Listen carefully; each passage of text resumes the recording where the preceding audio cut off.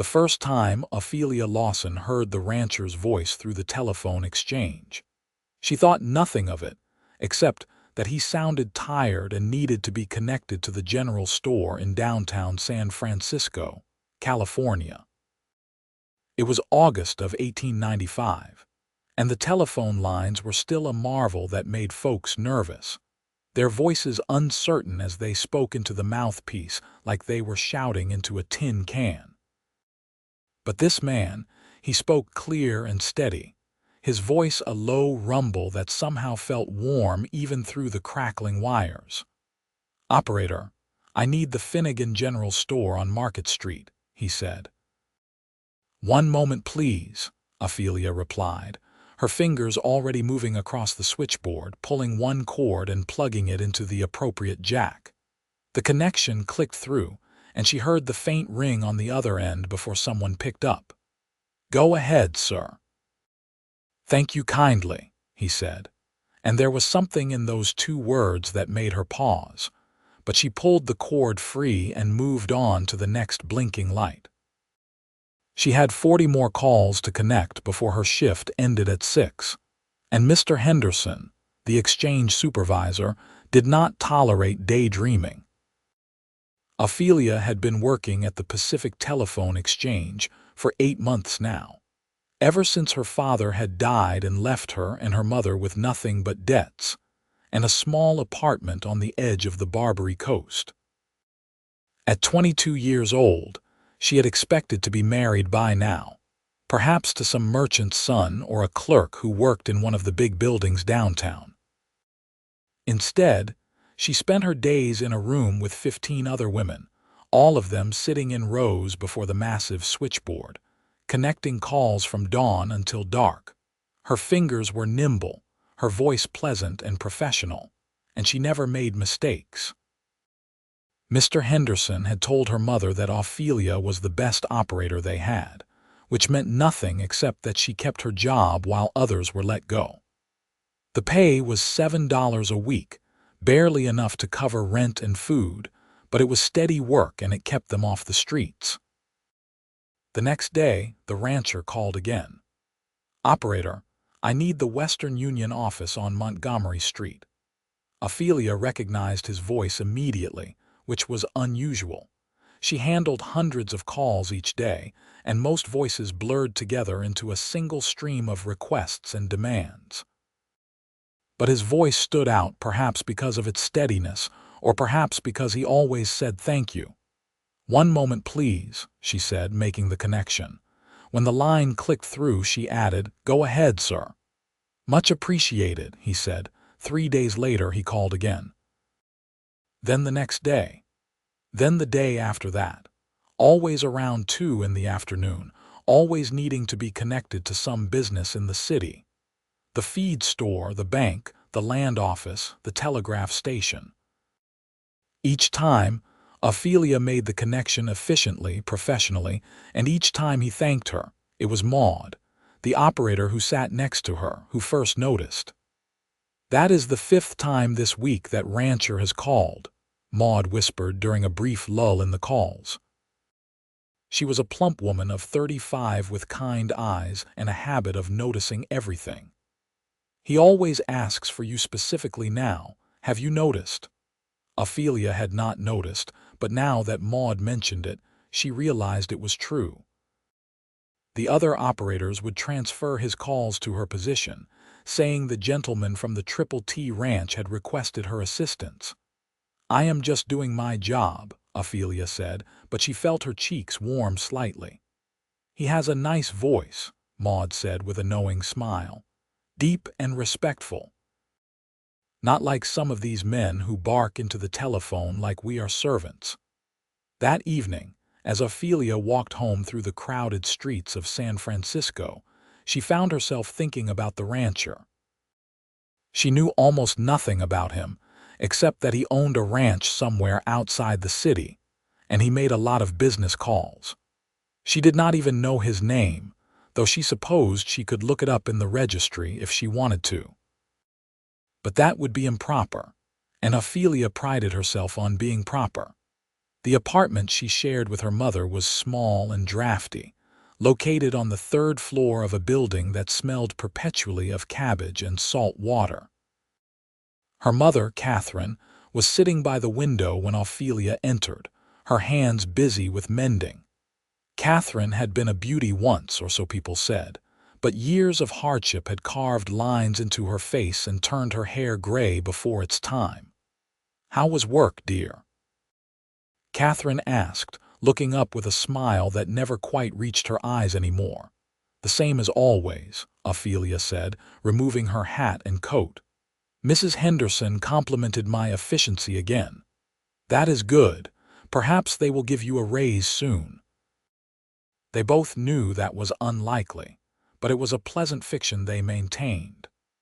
Ophelia heated up the soup she had made the night before, and they ate dinner together in companionable silence, the noise of the city filtering through the thin walls. The rancher called again the next day, and the day after that, and the day after that. By the end of September, his daily call had become part of Ophelia's routine, something she found herself anticipating. His voice was always the same, steady and courteous, but she began to notice small things about it. The way he pronounced his words carefully, like he had been educated somewhere back east. The slight hesitation before he spoke, as if he was choosing his words with care. One afternoon in early October, after she had connected him to the lumber yard, he did something unexpected. "Operator, if you have a moment, might I ask you a question?" Ophelia glanced at Mr. Henderson, who was making his rounds at the far end of the room. "I have a moment, sir. I was wondering if the telephone exchange takes requests for specific operators. You have been so efficient in handling my calls, and I would like to continue working with you if possible." "That can be arranged, sir. May I have your name for the records?" There was a brief pause. "Orson Turner." "From the Triple T Ranch." Ophelia wrote it down in her neat handwriting, though she knew she would remember it without the note. "Thank you, Mr. Turner. I will make a note in the registry." "I appreciate that, miss." He trailed off, clearly waiting for her name. She should not give it. The rules were clear about maintaining professional distance from customers, but she found herself saying, "Lawson, Ophelia Lawson, Miss Lawson, that is a beautiful name. Thank you, sir." Her heart was beating faster than it should, and she felt foolish for it. "Is there anything else I can help you with?" "No, thank you. You have been most helpful." The line disconnected, and Ophelia sat staring at the switchboard, her fingers resting on the cords. Maud leaned over from her position. "He asked for your name, did he not?" "He did." "And you gave it to him?" Ophelia nodded, feeling both guilty and pleased at the same time. Maud's smile was warm. "He sounds like a gentleman. There is no harm in it, dear." But Ophelia was not sure about that. She had heard stories about men who became infatuated with telephone operators, men who thought the disembodied voices belonged to angels or fallen women, depending on their disposition. She had been warned in her training to maintain professional boundaries, to never give out personal information, to never agree to meet a customer. Yet she had given Orson Turner her name, and she could not quite bring herself to regret it. October brought fog and rain to San Francisco, the city shrouding itself in gray mist that clung to the buildings and made the streets slick and treacherous. Ophelia caught a cold that lasted a week, forcing her to miss 3 days of work. When she returned, pale and still coughing, there was a small package waiting for her at the exchange. "It came yesterday," Mr. Henderson said, handing it to her with a suspicious look. "From one of our customers. I approved it because it seemed innocent enough, but you need to be careful, Miss Lawson. We cannot have our operators developing inappropriate relationships with customers."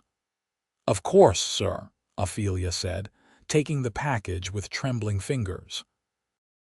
Inside was a jar of honey and a note written in strong, confident handwriting. "I hope this helps with your recovery. The bees on my ranch make the finest honey in California. Respectfully, Orson Turner. Ophelia's mother raised her eyebrows when she saw it that evening. A rancher sent you honey. It is nothing, mother, just a kind gesture. Kind gestures from men are never just kind gestures, Catherine said, but her tone was not unkind. What is he like? I have never met him. I only know his voice. And what does his voice tell you? Ophelia considered the question carefully. That he is educated, respectful. Lonely, perhaps. Catherine nodded slowly. Lonely men can be dangerous, but they can also be the most devoted. Your father was a lonely man when I met him.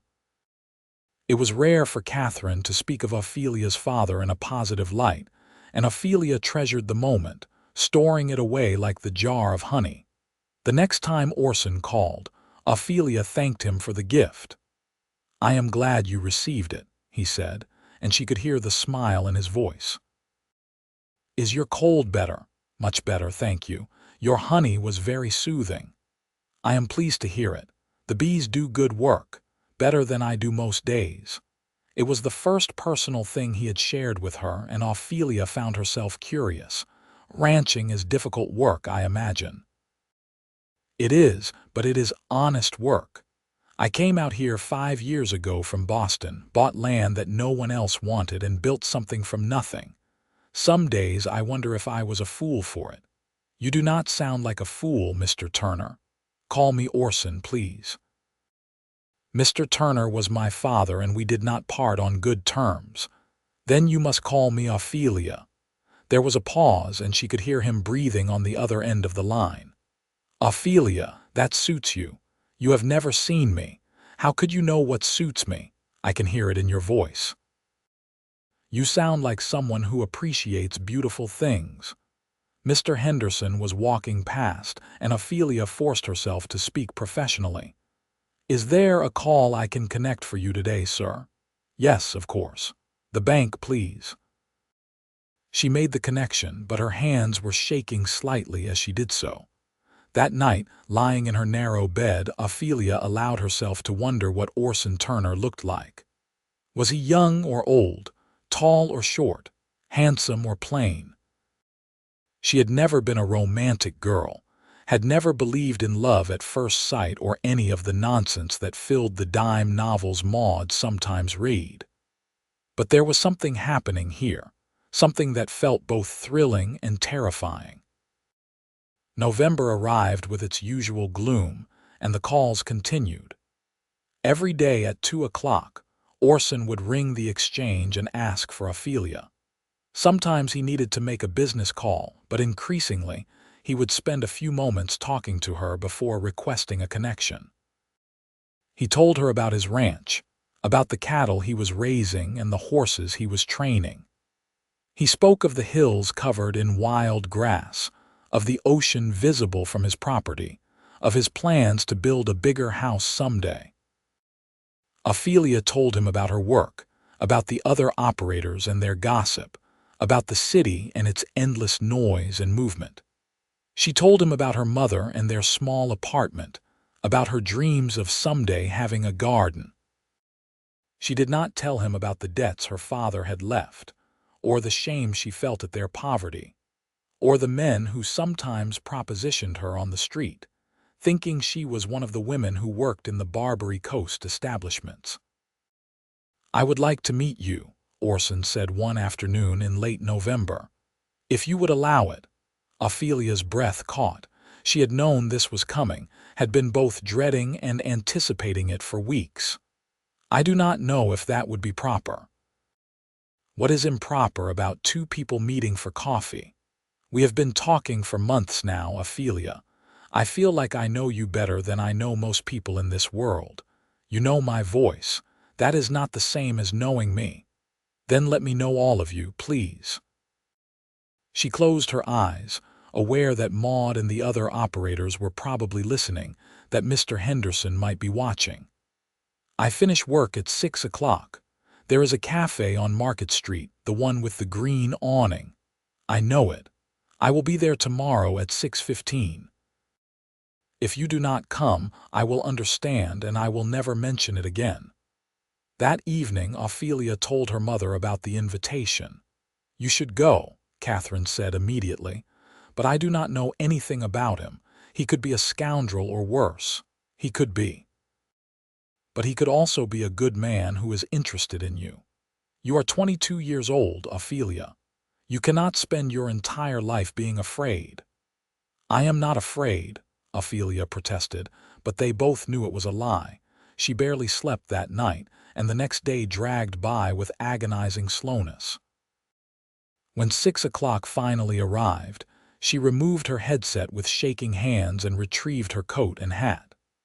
Maud gave her an encouraging smile, and several of the other operators whispered good luck. The cafe was only 3 blocks from the exchange, but Ophelia walked slowly, her heart pounding. When she arrived, she stood outside for a full minute, staring at the green awning and wondering if she should turn around and go home. Then she saw him through the window. He was sitting at a corner table, his hat resting on the chair beside him, and even from outside she could tell he was nervous. He was perhaps 30 years old, with dark hair and strong features that were handsome without being pretty. His clothes were clean but worn, the clothes of a working man who took care of what he owned. His hands, resting on the table, were scarred and calloused. He looked up and saw her standing outside, and his face transformed with a smile that made her breath catch. Ophelia pushed open the door and walked inside. Orson stood immediately, nearly knocking over his chair in his haste. "Ophelia, Miss Lawson, I am so glad you came." "Hello, Mr. Turner. Orson, please." He gestured to the chair across from him. "Will you sit?"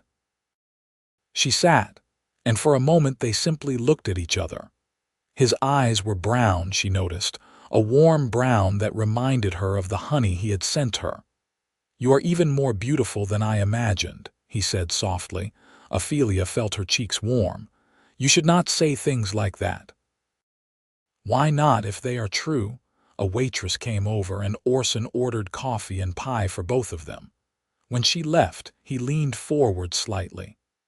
"I have been thinking about this moment for weeks. Now that it is here, I find I do not know what to say." "You could start by telling me why you called the exchange every day." He smiled, a bit sheepish. "At first it was just business. I needed to make calls and the exchange was the easiest way. But then I heard your voice, and I found myself looking forward to those calls. You were always so professional, so competent. After a few weeks, I realized I was making up reasons to call just so I could hear you speak. That is ridiculous. You do not even know me. I know that you are kind. I know that you have a beautiful laugh, even though you try to hide it. I know that you care about your mother and that you take your work seriously. I know that you like honey and that you dream of having a garden someday. Is that not knowing you?" The coffee arrived, and Ophelia wrapped her hands around the warm cup, needing something to do with them. "You told me you came from Boston. Why did you leave?" Orson's expression grew more serious. "My father wanted me to take over his shipping business. I wanted to build something of my own. We fought about it for years, and finally I left. Came out here with money I had saved and bought land that no one else wanted. It has been hard work, but it is mine. Every fence post, every barn board, every blade of grass. Mine. Do you ever regret it? Every day." He smiled to show he was partly joking. "But I regret it less now than I did a few months ago." "Why is that?" "Because a few months ago, I had a ranch and nothing else. Now I have the possibility of something more." Ophelia looked down at her coffee. Her heart was racing and she felt like she was standing on the edge of a cliff. "You are moving very fast, Mr. Turner. We have only just met. I know. And if you want me to slow down, I will. But I am 31 years old, Ophelia. I have spent the last 5 years building a ranch and living alone, and I am tired of being alone. When I heard your voice, something in me recognized something in you. Maybe I am a fool for saying that. Maybe I should court you properly for 6 months and then propose like a gentleman. But I do not want to waste time on pretense. I like you. I want to know you better. If you feel even a fraction of what I feel, then I would like the chance to see where this leads." Ophelia met his eyes, and what she saw there was honest and open and terrifying. "I do not know what I feel. This is all very sudden." "Then take your time. We can meet again as many times as you like, until you figure it out. I am patient." They talked for 2 hours, until the cafe owner began giving them pointed looks. Orson told her about his ranch in more detail, about the 20 head of cattle he was raising and his plans to expand. He spoke of the land with such love that Ophelia could almost see it: the rolling hills and the distant ocean, the wild grass and the open sky. He told her about his dog, a mutt named Chester who was better company than most people. Ophelia told him about her childhood, about the father who had loved her but could never seem to hold onto money, about the mother who had sacrificed everything to keep them afloat. She spoke of her dreams, small dreams of a garden and a house with real walls that did not shake every time someone slammed a door. She did not tell him about the debts or the shame, but somehow she thought he understood anyway. When they finally stood to leave, Orson walked her back toward her apartment building, maintaining a respectful distance. At the corner near her street, she stopped him. "I live just there. You should not walk me any further. The neighborhood is not what you are used to." "I do not care what the neighborhood is like." "But I do. Please, Orson," he nodded, understanding in his eyes. "May I see you again? Perhaps this Saturday I could take you to the park, or we could have lunch somewhere nice. The park would be lovely." He smiled, and it transformed his whole face. "Saturday at noon, then. I will meet you at the entrance to Golden Gate Park." Ophelia walked the rest of the way home alone, her mind spinning. When she entered the apartment, her mother took one look at her face and smiled. "It went well, I see.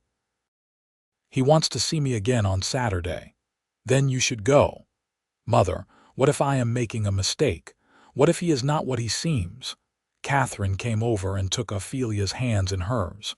"Life is full of risks, my dear, but sometimes the greatest risk is not taking one at all. Your father was not perfect, but I never regretted marrying him. Even after everything, I had you, and that made it all worthwhile." Saturday was clear and cold, the kind of November day that made San Francisco beautiful. Ophelia wore her best dress, a dark blue wool that was 3 years old but still presentable.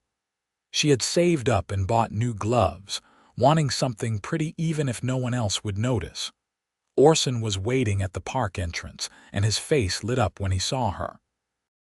He was dressed in a suit that looked new, and she realized he had probably gone to some trouble for this as well. They walked through the park, talking easily now that the initial awkwardness was past. He bought her roasted chestnuts from a vendor, and they sat on a bench overlooking a pond where ducks paddled in lazy circles. "Tell me about your ranch," Ophelia said. "Paint me a picture of it." Orson leaned back, his eyes growing distant. "It is about 15 miles south of the city, inland enough to avoid the worst of the fog but close enough to smell the ocean on clear days. The land rolls in gentle hills, covered in grass that turns gold in summer and green in winter. I have a small house, just 3 rooms right now, but I built it myself from timber I hauled from the mill. There is a barn for the horses and a smaller building for tools and feed. The cattle graze on the hills, and in the evening they come down to the stream that runs through the property. It sounds beautiful. It is lonely. I have 2 men who work for me, Miguel and his son Rafael. They live in town and come out during the day, but at night it is just me and Chester. I sit on the porch sometimes and watch the sun set, and I think about how nice it would be to have someone to share it with." Ophelia looked at him, at the honest longing in his face. You could have married any number of women, I am sure. Why did you wait?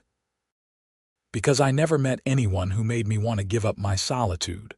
Until now. They saw each other 3 more times over the next 2 weeks, always in public places, always proper. Orson never tried to hold her hand or kiss her, though Ophelia sometimes wished he would. They talked about everything and nothing, learning each other's rhythms and preferences. She discovered that he loved books but rarely had time to read them, that he could not carry a tune but loved music anyway, that he had a dry sense of humor that caught her off guard and made her laugh. He learned that she was practical almost to a fault, that she worried about money constantly, that she had a sharp mind for numbers and could calculate sums in her head faster than most men could with paper. He learned that she was afraid of horses but loved dogs, that she had never learned to swim because she had never had the opportunity, that she dreamed of traveling but probably never would. On the 4th meeting, in early December, Orson took her to dinner at a restaurant that was nicer than anywhere Ophelia had ever been. She felt out of place among the well-dressed patrons, but Orson made her feel like she belonged there. Over dessert, he reached across the table and took her hand. It was the first time he had touched her beyond a polite handshake, and the warmth of his palm against hers made her heart race. "Ophelia, I need to tell you something. I am falling in love with you. I think I started falling that first day I heard your voice, and every moment since has just made it deeper. I know it is fast, and I know you might not feel the same way, but I needed to say it." Ophelia looked at their joined hands, at the contrast between his work-roughened skin and her smooth fingers. "I am scared. Of me, of this, of what it means. My father left my mother with nothing but debts and grief. I swore I would never put myself in that position, never depend on a man for my happiness or survival. And here I am, feeling things I did not plan to feel. Love is not dependence, Ophelia. Love is partnership. I am not asking you to give up who you are or what you want. I am asking you to build something with me." She looked up and met his eyes. "I am falling in love with you too. I think I have been for weeks now, and it terrifies me." Orson smiled, and it was like the sun breaking through clouds. "Then be terrified with me. We will figure it out together." That night when he walked her home, he kissed her for the first time. It was gentle and sweet, a promise of more to come. Ophelia felt like she was floating as she climbed the stairs to her apartment, and when her mother saw her face, she simply smiled and said nothing. December brought rain and cold, but Ophelia barely noticed. She and Orson saw each other whenever her schedule allowed, which was usually twice a week. He still called the exchange every day at 2 o'clock, just to hear her voice, and sometimes they talked for a few extra minutes when Mr. Henderson was not paying attention. On Christmas Eve, Orson invited Ophelia and her mother to dinner at a hotel restaurant. Catherine had been hesitant at first, unused to such extravagance, but Ophelia had convinced her to come. Watching Orson charm her mother over roasted duck and potatoes, Ophelia felt a warmth in her chest that had nothing to do with the wine. After dinner, Orson excused himself for a moment and returned with a small wrapped package. "I have something for you." Ophelia opened it carefully and found a beautiful brooch shaped like a honeybee, made of gold with tiny amber stones. "Orson, this is too much. It is not nearly enough. But I saw it in a shop window and I thought of you, of how we met, of the honey, of everything." She pinned it to her dress, and Catherine reached over and squeezed her hand. On the walk home, after they had dropped Catherine at the apartment, Orson pulled Ophelia into a quiet doorway. "I have another gift for you, but I wanted to give it to you privately." He pulled out a small velvet box, and Ophelia's breath stopped. "I know this is fast. I know we have only known each other for a few months. But I am 31 years old, and I have never been more sure of anything in my life. Ophelia Lawson, will you marry me?" Inside the box was a simple gold band with a small diamond. It was not flashy or expensive, but it was perfect. Ophelia looked at the ring, then at Orson, then back at the ring. Her practical side told her to wait, to be cautious, to protect herself. But her heart, which had been locked away for so long, was singing. "Yes," she said. "Yes, I will marry you." Orson pulled her into his arms and kissed her with such joy that she laughed against his mouth. When they finally pulled apart, both breathless, he slipped the ring onto her finger. "I will build you a garden," he promised. "The biggest, most beautiful garden you have ever seen. And a house with solid walls and a real fireplace, and anything else you want." "I just want you," Ophelia said, and meant it. They were married in January of 1896, in a small ceremony at the courthouse with Catherine and a few friends as witnesses. Ophelia wore a new dress that Orson had insisted on buying her, a soft cream-colored wool with lace at the collar. Orson wore his suit and a smile that never faded. After the ceremony, they had lunch at the same cafe where they had first met. Then Orson took Ophelia and her mother to see the ranch for the first time. They rode in a wagon Orson had borrowed, heading south from the city into rolling hills that were green with winter rain. Catherine sat in the back, wrapped in blankets, while Ophelia sat beside Orson on the bench seat. He pointed out landmarks as they passed, telling her stories about the land and the people who lived nearby. When they crested the final hill and Ophelia saw the ranch spread out below them, she gasped. Orson had not exaggerated its beauty. The small house sat in a valley between two hills, smoke curling from its chimney.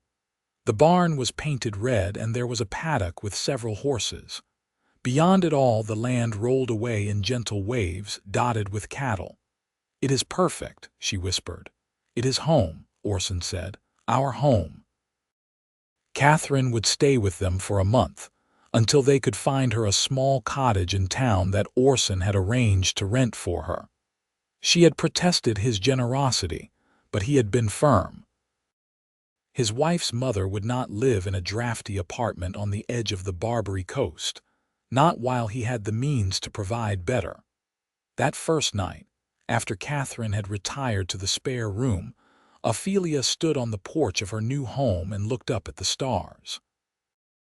There were so many of them here, away from the city lights, more than she had ever imagined.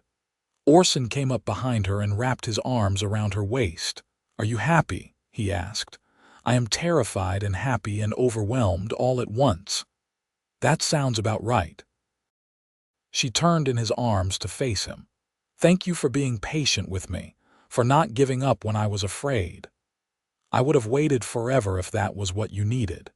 He kissed her then, deep and sweet, and when he lifted her into his arms and carried her inside, she laughed with pure joy. The next few months were an adjustment for Ophelia. Ranch life was different from city life in every way. She woke at dawn to make breakfast for Orson and the ranch hands, spent her days learning to cook and clean and manage a household. She had never realized how much work went into simply keeping a home running, but there were pleasures too. In February, Orson started building her garden, clearing a plot of land near the house and constructing raised beds from timber. They ordered seeds from a catalog, poring over the choices together in the evenings. She learned to ride a gentle mare named Daisy, conquering her fear of horses one careful step at a time. She met the neighbors, scattered families who lived on their own ranches, and came together for barn raisings and harvest dinners. Catherine settled into her cottage in town and seemed happier than Ophelia had seen her in years. She made friends with the other widows in her building and started taking in sewing to keep herself busy. Every Sunday, Orson and Ophelia would drive into town to have dinner with her, and Catherine would fuss over them both. In March, Miguel's wife Rosa taught Ophelia how to make tortillas and menudo, and the two women became friends despite the language barrier. Rosa's daughter Elena, who was 18 and unmarried, would sometimes come to the ranch to help with the washing, and she and Ophelia would talk about their dreams and hopes. Spring turned to summer, and the land transformed from green to gold. The cattle grew fat on the grass, and Orson sold 10 head at a good price. He used the money to expand the house, adding 2 more rooms and a proper kitchen. Ophelia's garden flourished, and she spent hours tending her tomatoes and beans and herbs, her hands in the soil, the sun warm on her back. In July, she realized she was pregnant. She told Orson one evening after dinner as they sat on the porch watching the sun set. He had been talking about his plans to buy more land, to expand the herd, and she had been only half listening, her hand resting on her still flat stomach. "Orson," she interrupted, "I have something to tell you." He turned to her, and something in her expression made him go still. "What is it?" "We are going to have a baby. In February, I think." For a moment he just stared at her. Then he let out a whoop of joy that startled Chester and probably scared the horses. He picked her up and spun her around, and she laughed and told him to put her down before he made her dizzy. "A baby," he kept saying. "We are going to have a baby. Are you happy?" "Happy." "Ophelia, I am the luckiest man in California, in the whole country, in the entire world." He insisted that she rest more, that she not work so hard in the garden or the house.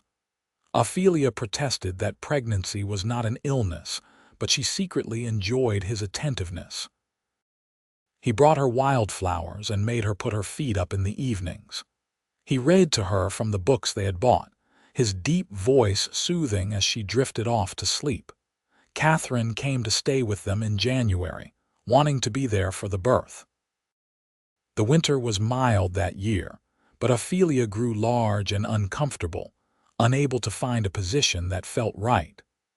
Orson slept on a cot in the kitchen so she could have the bed to herself, and she loved him even more for his thoughtfulness.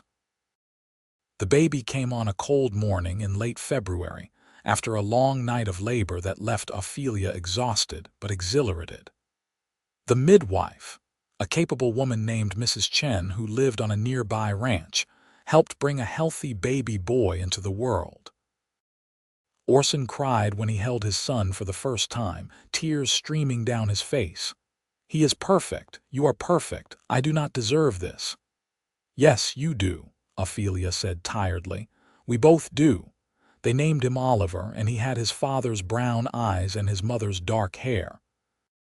He was a good baby, rarely fussy, and he seemed to love the ranch from the moment they carried him outside. Orson would hold him on the porch and point out the cattle and the horses, talking to him like he could understand. Catherine stayed for 2 months, helping with the baby and the house, and when she finally returned to her cottage, Ophelia cried at the farewell. But she was not alone. She had Orson and Oliver and Rosa and the neighbors who had become friends. The next 2 years passed in a blur of happiness.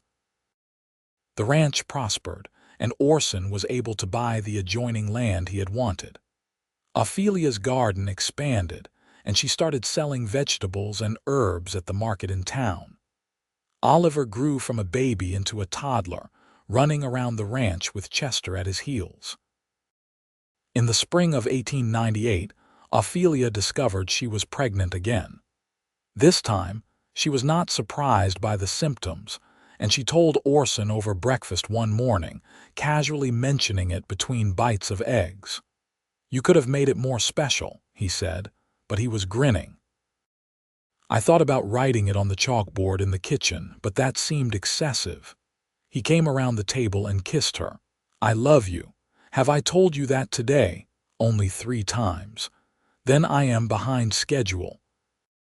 Their daughter, Lily, was born in November, a tiny red-faced creature who had a powerful set of lungs. Unlike Oliver, she was fussy and demanding, and Ophelia spent many nights walking the floor with her.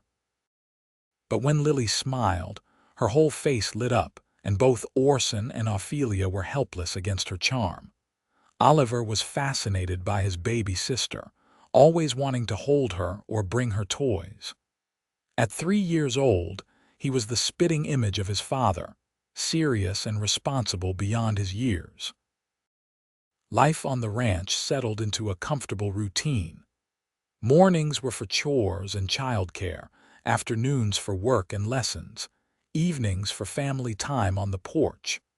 Orson hired another ranch hand, a young man named Paul who was good with horses. Miguel's son, Raphael, got married and moved to his own small ranch nearby. Catherine's health began to decline in the winter of 1899, and she moved permanently to the ranch. Ophelia turned one of the new rooms into a bedroom for her mother, filling it with comfortable furniture and her favorite things. Catherine lived another year, long enough to see Oliver start his lessons and Lily take her first steps. She died peacefully in her sleep one spring morning, and they buried her in the small cemetery in town. Ophelia grieved, but it was a gentle grief, tempered by gratitude. Her mother had lived to see her happy and settled, had known her grandchildren, had spent her final years in comfort and peace. It was more than many people got. The new century arrived, and with it came changes. Automobiles began appearing in San Francisco, strange, noisy contraptions that scared the horses. The telephone exchange expanded, and Ophelia sometimes thought about her days as an operator, about the switchboard and the other women and Mr. Henderson with his stern face. It felt like another lifetime. She and Orson still laughed about how they had met, about his daily calls and her professional voice. Sometimes, when the children were asleep and they were alone on the porch, he would pretend to call her on an imaginary telephone. "Operator, I need to be connected to the most beautiful woman in California." "I am sorry, sir, but that line is permanently engaged." "By whom?" "By a rancher who would not take no for an answer." In 1901, their third child arrived, another son they named Marcus. He was a quiet baby, content to watch the world with solemn eyes. Oliver and Lily adored him, fighting over who got to hold him. The ranch continued to grow. Orson bought more cattle and started breeding horses as well. Ophelia's garden became famous in the area, and she started teaching other ranch wives her techniques. She published a small pamphlet about vegetable growing in California climates, and to her surprise, it sold well at the general store. Oliver started school in town, riding in each morning with his father and coming home full of stories. Lily was determined to go too, even though she was too young, and she would cry every morning when they left without her. In 1903, Orson surprised Ophelia with a trip to San Francisco for their anniversary. They left the children with Rosa and spent 3 days in the city, staying at a hotel and visiting all the places they had courted. They went to the cafe with the green awning, now under new management, and had coffee and pie. They walked through Golden Gate Park and bought roasted chestnuts. They visited the Pacific Telephone Exchange, and the new supervisor let them tour the facility. The switchboard had been upgraded, and there were twice as many operators now, all of them young women with quick fingers and pleasant voices. "You miss it?" Orson asked as they left. "Not for a moment," Ophelia said, taking his arm. "I found exactly what I was looking for." That night in their hotel room, Orson gave her a gift. It was a book, leather-bound and expensive, and when she opened it, she saw it was blank. "For your stories," he said. "About the ranch, about the children, about us. So someday, when we are old and gray, we can remember everything."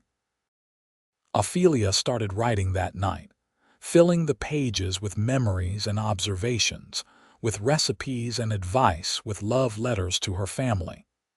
It became a habit, and over the years she filled volume after volume, creating a record of their life together. The children grew. Oliver became a serious young man who loved the ranch as much as his father did. Lily was wild and fearless, always climbing trees and chasing cattle.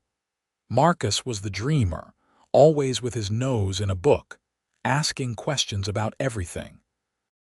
In 1905, when Ophelia was 32 and Orson was 40, they had their last child, a daughter they named Catherine after Ophelia's mother. She was a happy accident, unexpected but deeply loved. Her older siblings doted on her, and she grew up surrounded by love and laughter. The ranch was well established now, one of the most successful in the region. Orson had achieved everything he had set out to do when he left Boston all those years ago. He had built something lasting, something he could be proud of. But more than that, he had built a family. On their 10th wedding anniversary, Orson took Ophelia to the highest hill on their property.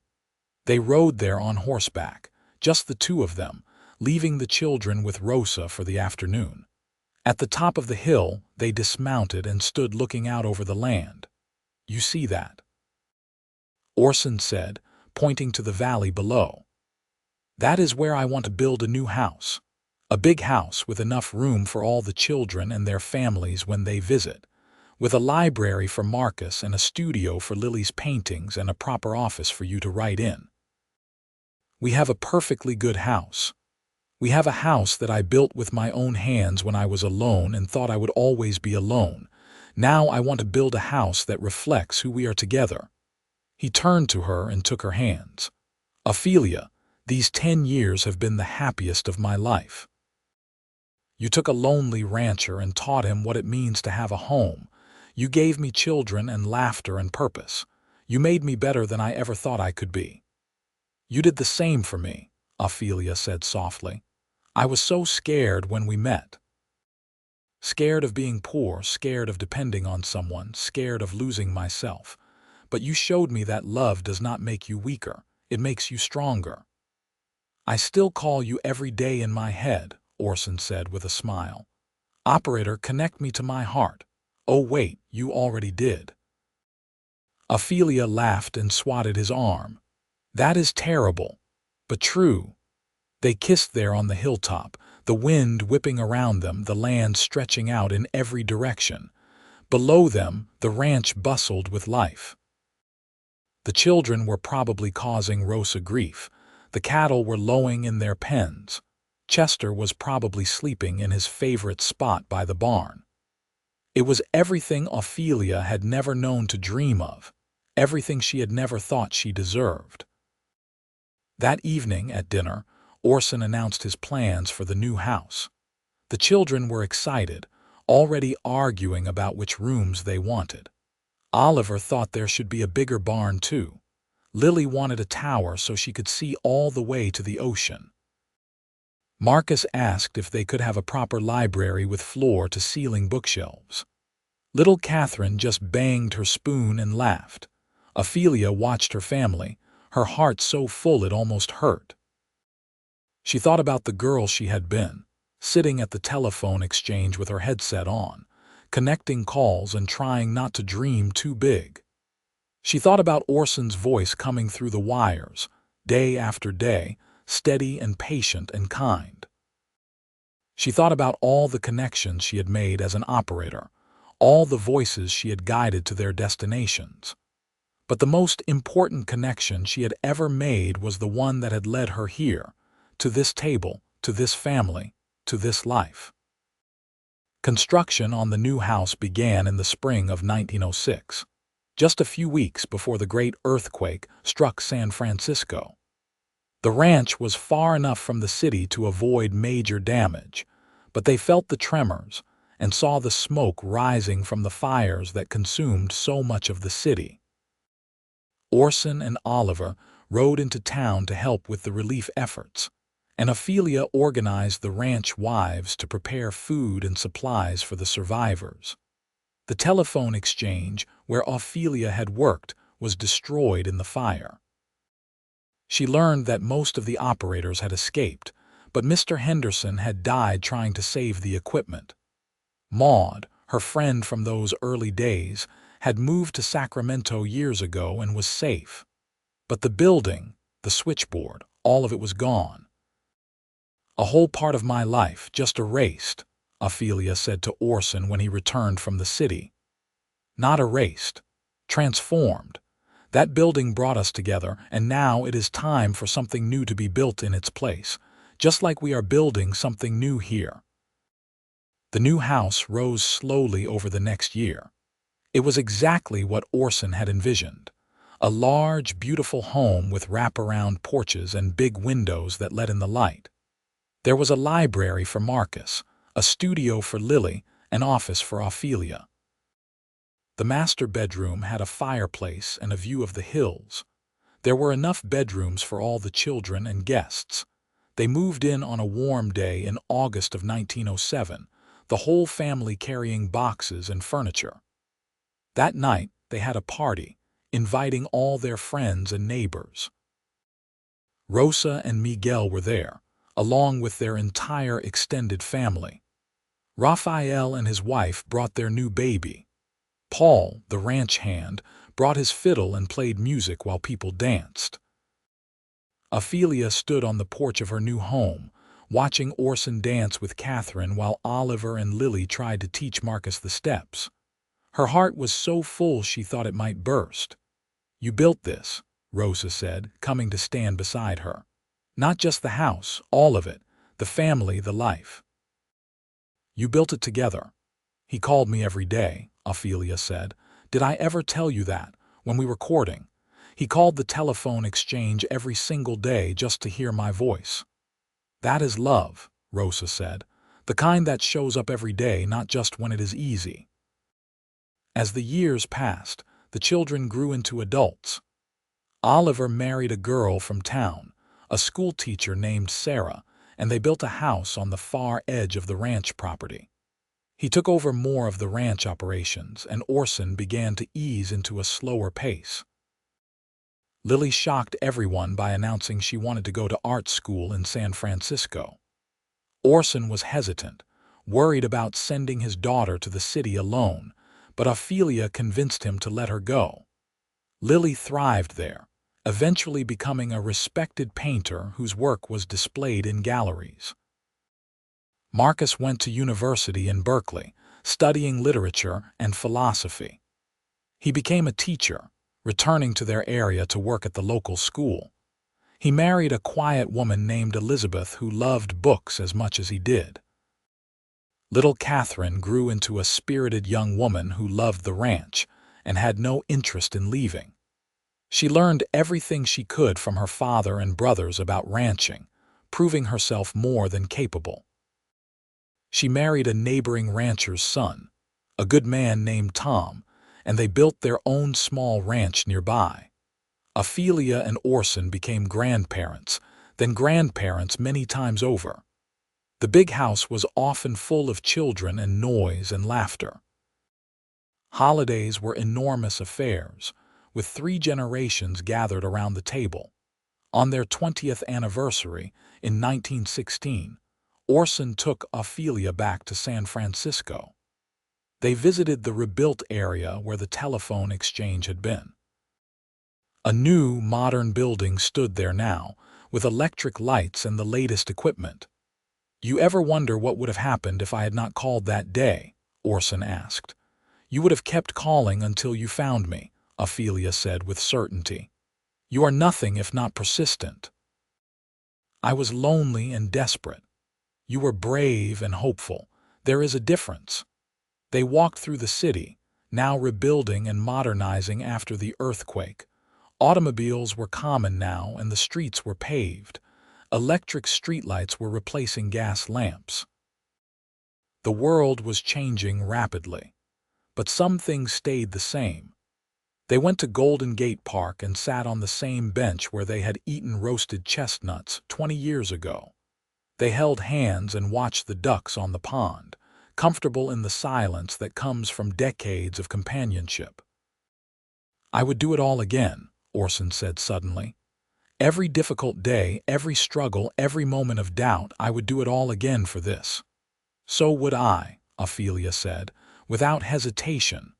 The years of the Great War were difficult ones. Though America did not enter the conflict until 1917, they felt its effects. Prices rose, goods became scarce, and young men from the area enlisted. Ophelia worried constantly about her sons, though both were too settled with families to be called up. But Marcus volunteered anyway, driven by a sense of duty that his parents could not talk him out of. He served as a medical orderly in France, and for 18 months, Ophelia prayed every night for his safe return. When he finally came home in 1919, thinner and haunted but alive, she held him and cried. The 1920s brought prosperity to the ranch. Orson and Oliver expanded the operation again, and the ranch became one of the most respected in California. Ophelia published a book of her writings about ranch life, and it sold well enough that she was asked to give talks to women's groups. Catherine and Tom's ranch also thrived, and they had 3 sons who loved the land as much as their grandfather did. Lily's paintings were featured in a prestigious gallery in New York. Marcus recovered from the war and had 2 daughters who were as bookish as their father. Orson and Ophelia grew older gracefully, their hair turning silver, their faces lined with years of sun and laughter. Orson's hands became gnarled with arthritis, and Ophelia developed a slight limp from a fall one winter. But they were healthy and happy, surrounded by family and purpose. On their 30th anniversary in 1926, their children threw them a party. The whole community came, filling the big house and spilling out onto the lawn. There was music and dancing and enough food to feed an army. At the end of the night, when most of the guests had gone home, the family gathered in the living room. Oliver stood and raised his glass. "To my parents, who taught us what it means to build a life, who showed us that love is not just a feeling but a choice you make every single day, who created something beautiful from nothing but hard work and hope." Everyone drank to that, and Ophelia wiped away tears. "I have something to say too," Lily announced. She pulled out a wrapped package and handed it to her parents. "I have been working on this for years." Inside was a large painting. It showed the original small house on the ranch, the one Orson had built with his own hands. But if you looked closely, you could see Ophelia standing in the doorway and Orson riding up on horseback, and the golden hills stretching away in the background. It was beautiful and perfect, capturing a moment in time that had led to everything else. "The day you came home," Lily said. "The day everything started." Orson and Ophelia hung the painting in a place of honor in the living room where they could see it every day. The 1930s brought the Depression, and times were hard for everyone.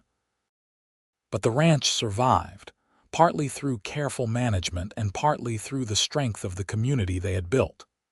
They helped neighbors when they could, shared resources, and worked together to get through the difficult years. Orson's health began to decline in his 70s. His heart was giving out, the doctor said, worn down by decades of hard work. He slowed down even more, spending his days in a rocking chair on the porch, watching the ranch continue on without him at the center of it. "I am ready," he told Ophelia one evening. They were alone, the sun setting over the hills they had loved for 40 years. "I have lived a good life, better than I deserved." "You deserve everything," Ophelia said fiercely. "Do not talk like that. I am not being morbid, just honest. I have loved you for 40 years, Ophelia. That is a gift beyond measure. 43 years if we count from that first call," he smiled. 43 years, the best investment I ever made." Orson died peacefully in his sleep in the fall of 1938 at the age of 70. He was surrounded by family, in the house he had built, on the land he had tamed. The funeral was attended by hundreds of people whose lives he had touched. Ophelia grieved deeply but not bitterly. She had known this was coming, had prepared herself as best she could. She moved into one of the smaller rooms of the house, giving the master bedroom to Oliver and Sarah. She spent her days writing in her journals, playing with her great-grandchildren, and tending her garden. On what would have been their 43rd anniversary, she went to the hilltop where Orson had proposed building the new house. She sat there for a long time, looking out over the ranch that sprawled below. The big house, the barns, the paddocks, the cattle grazing on the golden hills. 3 generations of family living and working on this land. "You did it," she said to the wind.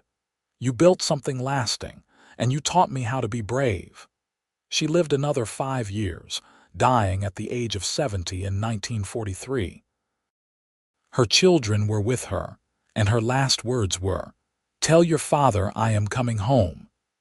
They buried her next to Orson in the cemetery plot they had chosen years ago, on a hill overlooking the ranch. The service was simple but beautiful, with readings from her journals and stories from those who had known her.